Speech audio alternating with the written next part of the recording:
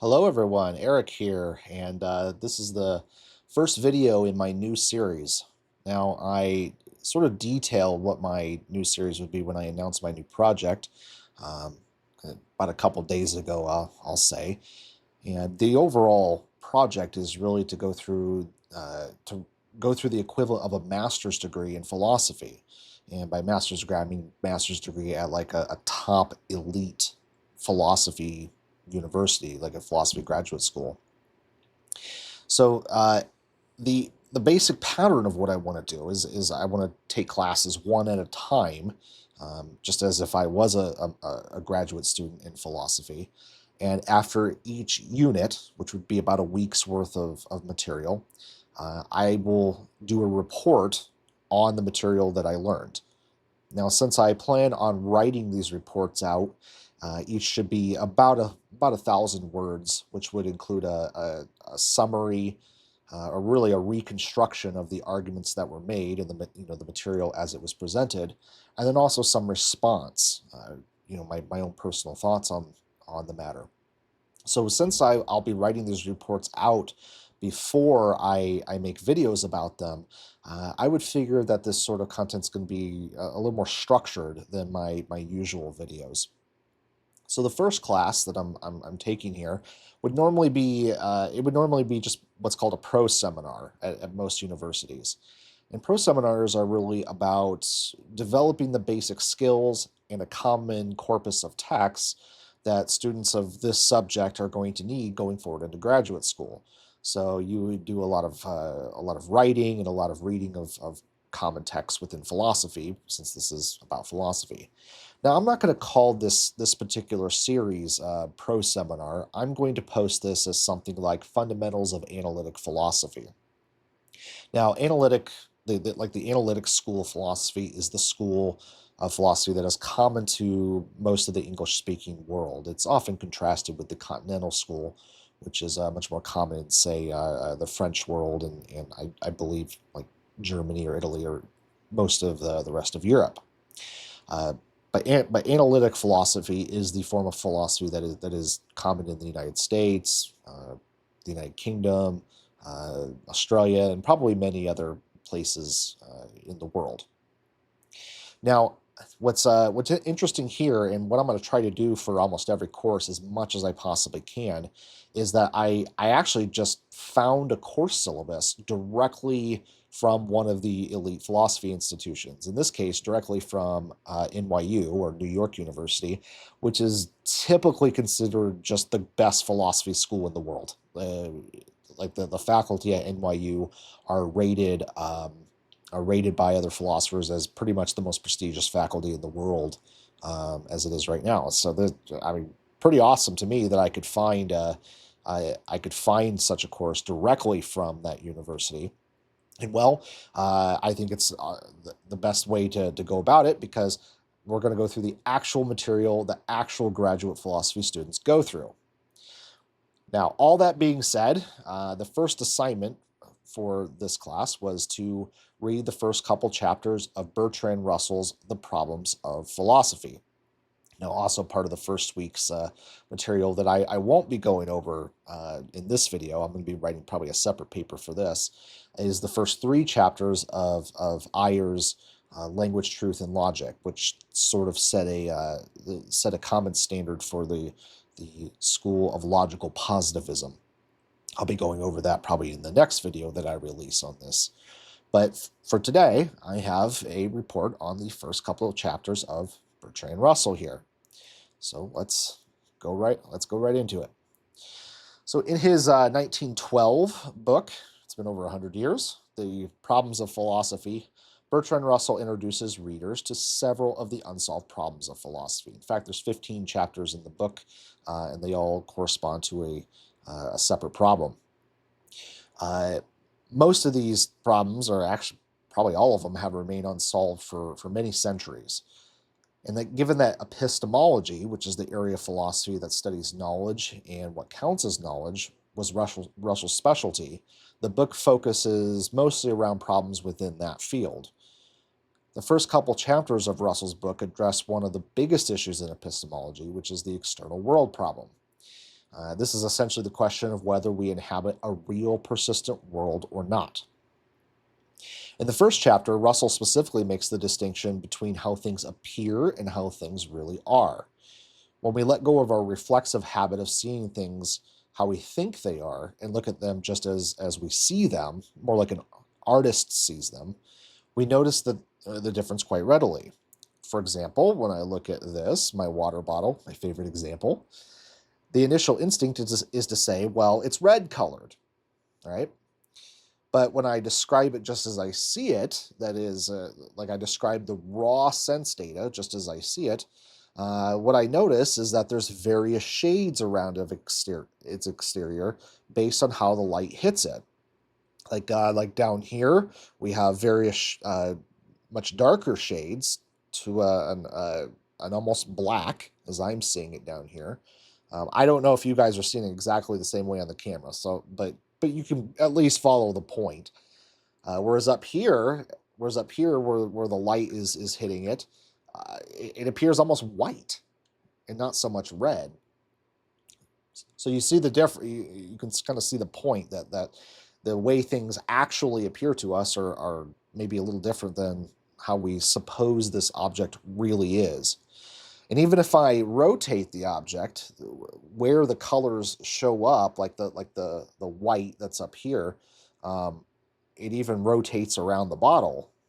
So while my mind wants to say that the real water bottle is red, upon closer inspection, it appears as various shades of black and gray and red and white, really. So since the bottle's appearance is different from what my mind wants to say is the real water bottle, this naturally produces this question of whether the appearance, which is the sensations we have of objects, the direct sense data, is indicative of any sort of real object behind those appearances. And if there is such a reality to anything, then do we have any way of knowing what that reality really is? Now, in the second chapter, Russell asks a similar question, whether objects have an intrinsic physical nature and continue to exist even when I am not looking at them. Or perhaps objects are merely a product of our consciousness, as in what would be like a prolonged dream. Like when we're sleeping at night, we don't take the objects that we see in our dream as being real physical objects once we wake up. We take them as just being completely products of the mind, of our consciousness. So another way to ask this is if matter, the set of all physical objects, is non-empty. Are there any objects that really are physical objects that are really there? Or is it all just made up by our mind? Now, the main argument in favor of objects having a physical nature is that it's a mental model that fits all the facts. Other people generally report seeing objects in much the same way that I do. Objects tend to be where I left them and in relatively in the same state I left them, which suggests that they persist even when I am not looking at them. And there's other sorts of facts that are out there that we can point to that all suggest the idea of physical objects. However, to assume something like other people reporting similar appearances is evidence that objects are physical and have a public nature is really just begging the question.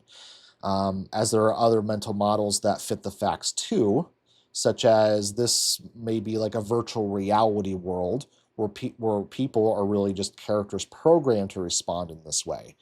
So we're kind of begging the question when we say something like, well, other people report the same object that I do, or they report that it looks much the same as I do, because we have to assume that other people are real just as much as the objects. So we're really just begging the question in the end.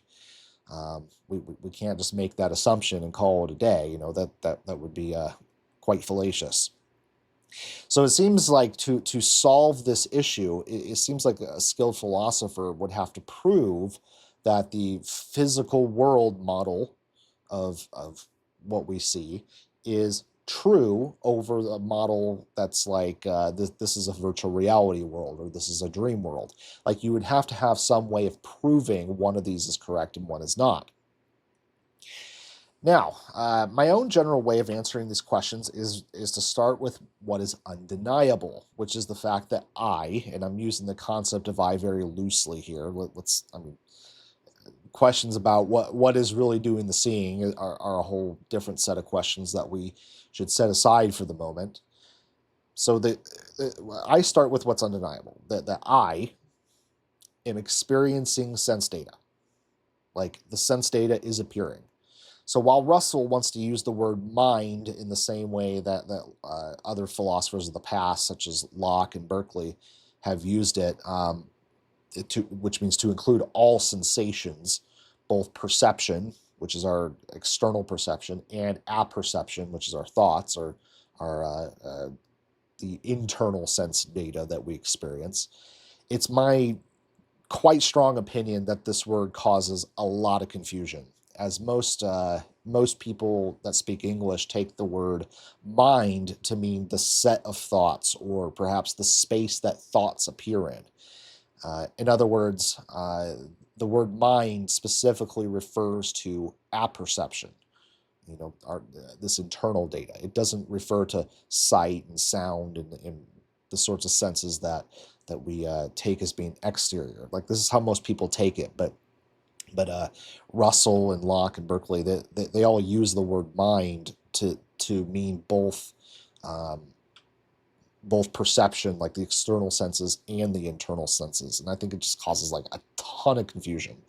I think the far better word for the set of all sense data, both internal and external, is consciousness. So with that said, I think it's fair to say it is undeniable that consciousness is happening. Being careful not to reify consciousness. To reify something means to turn it into to turn like a concept into a solid object or into something concrete. I'm not. It's a totally separate question as to whether consciousness is a thing in itself. Okay, and I'm not currently taking a stand one way or another on that. I'm just saying be careful of doing this when talking about consciousness. All I'm really saying is that consciousness is happening. Sense data is appearing before me. Me. Again, another separate question in quotes there. You know, the language gets very tricky here, as you can see. I have all these caveats and things I need to explain because the language surrounding this is very, very, very, very weird. But we can at least say sense data appears. There is an appearance of sense data, of all the different colors and all the different sensations surrounding this. So once it's established that consciousness is happening and that sense data appears, it's clear that this fact is established separate from any question of the nature of that sense data, meaning that there is a question of whether sense data is caused by some physical object, but not whether sense data is happening at all. Okay? Other questions about the nature of sense data may include whether the collection of sense data forms a single cohesive object separate from other objects. Is this separate from the other things around it? Can we just is this really its own object? The identity of the object as a water bottle in this case, or what uses the object has, like how can this be used? Any attempt to answer these sorts of questions, questions about the nature of sense data, whether sense data that is immediately present or perhaps present as the content of a memory, like if I close my eyes, now I'm only remembering the water bottle. So I might have questions about the nature of the thing in my memory there, or even trying to answer very grand questions about sense data in general, which is what we're doing now. All all questions about the nature of sense data, I call cognition. Cognition is the processing of sense data. It is itself a form of sense data, I must say, but it is the processing of sense data into a mental model. It's interpreting sense data. Okay, so the raw sense data is just the various colors of this object. The cognition is when our minds interpret all the different colors, all the different sensations, the feel, it interprets all of this collectively and puts it all together into one object and calls it water bottle. Do you see the difference? It's not like cognition is when we're putting together all these raw sensations and interpreting them. So the relevant fact to note is that the appearance of sense data is readily distinguished from cognitions about sense data. And while the former, the actual appearance, is undeniable and it's directly known, the latter, the cognition, always consists of mere narratives. It's always just interpretation. It's always just narratives. It's not that those narratives cannot be useful to us. It's not that they can't predict future sensory experiences or the like, as they most certainly do seem very useful. But it's another matter entirely to call any mental model that we have true beyond being just a story or being just a cognition that the mind is constructing.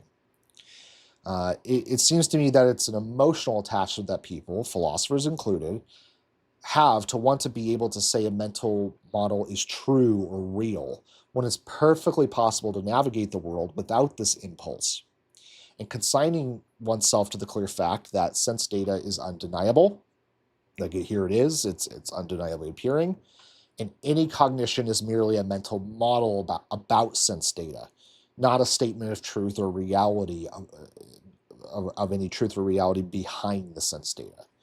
So this extra supposition that mental models are describing something true or real is just unnecessary, and it can't really be confirmed anyways. So the questions of whether there is any reality to objects and whether that reality is physical and public are they're very old questions within philosophy, and most of the literature out there seems to focus on producing justification for believing some sort of affirmative answer to this, that like there really is a reality. Like almost all the literature I seem to read is about producing these sorts of justifications. We're justified in believing that these are real objects, or that there's something real behind it. But I think simply consigning ourselves to the facts makes it clear that no answer could ever get past just being a mental model. And the real issue is a psychological one. Can we just sort of satisfy ourselves with the idea of reality, real objects, and matter just being mental models and not necessarily describing anything that is true?